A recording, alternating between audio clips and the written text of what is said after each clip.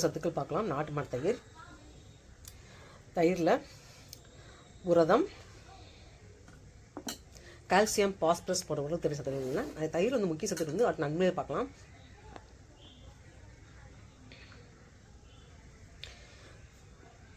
புரதச்சத்து புரோட்டீன் நிறைஞ்சதான் தயிர். தசை வளர்ச்சிக்கு ரொம்ப ரொம்ப நல்லது இந்த தயிர் சாப்பிட்றது.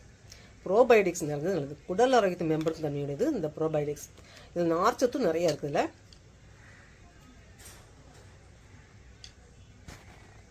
ஃபைபர் மியூசி இதில் நார்ச்சத்துன்னு சொல்லிட்டேன், சாரி. பழைய சத்து தான் நார்ச்சத்து நிறைஞ்சது. இந்த தயிரில் கூடிய கால்சியம் எலும்புகள் மற்றும் பற்களின் வளர்ச்சியை மேம்படுத்தும். ஆரோக்கியத்துக்கு ரொம்ப ரொம்ப நல்லது. இந்த பழைய சோறு சேர்த்து சாப்பிடும்போது அவ்வளோ சத்துக்கள் கிடைக்கும். கால்சியம் சத்து நிறைஞ்சது இந்த தயிர்.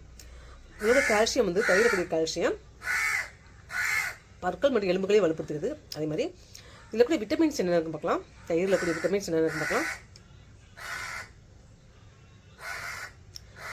விட்டமின் ஏ, B2, ரிஃபோப்ளோவின், B12 அதே மாதிரி போன்ற சத்துக்கள் நரம்பு மண்டலத்தின் ஆரோக்கியத்தை மேம்படுத்தவும் ஆற்றலுக்கும் உதவுது இந்த தயிர் கூடிய சத்துக்கள். இதோட தாதுக்கள் என்னென்னு பார்க்கலாம்.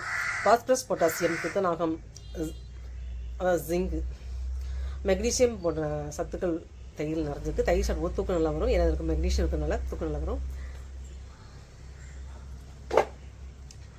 ப்ரோபயோட்டிக்கள் நிறைஞ்சது தயிர். இந்த ப்ரோபயோட்டிக்கள் வந்து நல்ல பாக்டீரியா எண்ணிக்கை அதிகரிக்க செய்யும். குடலில்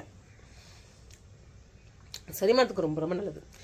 குடலில் நல்ல பாக்டீரியா வருவோம்னா தயிர் சாப்பிடணும், பழைய சோறு சாப்பிடணும்.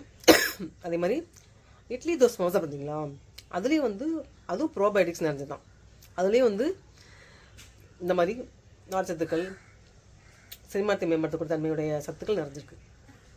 ஏன்னா அது முதலாளி ஆட்டியம் வந்து புளிக்க வைக்கிற மாதிரி அந்த புளிப்புத்தன்மை தான் வந்து ப்ரோபயோட்டிக்ஸ் வந்து சத்துக்கள் உருவாக்காரங்க. நல்ல பாக்டீரியா உருவாக்காரங்க வந்து அந்த நைட்டு வந்து மாவு பிசைஞ்சு வச்சு வைக்கிற பார்த்தீங்களா, அதே மாதிரி தான் இந்த இட்லி தோசையும். இட்லி மாவு தோசை வந்து மாவு சத்துடைய பொருள் தான். ஆனால் வந்து வாரத்தில் ஒரு நாள் 2 நாள் சாப்பிடலாம். இந்த தயிரில் கூடிய ப்ரோபயோட்டிக்குகள் அதாவது ஆரோக்கியமான பாக்டீரியாக்கள் செரிமானத்தை மேம்படுத்துவது, குடல் ஆரோக்கியத்தை மேம்படுத்துது. செரிமானத்தை பிரச்சனை உள்ளவங்க சாப்பிடக்கூடிய அருமையான உணவுனா தயிர்.